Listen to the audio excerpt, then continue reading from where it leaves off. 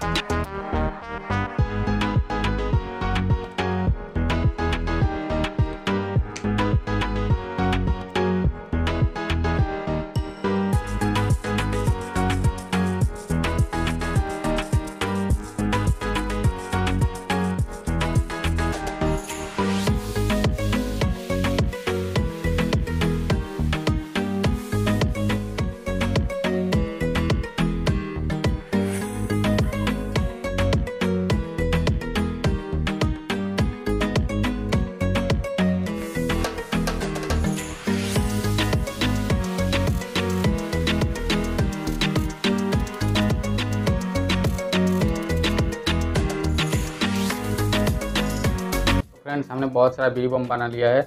अब इसे टेस्ट करके देखते हैं कि कैसे चलते हैं।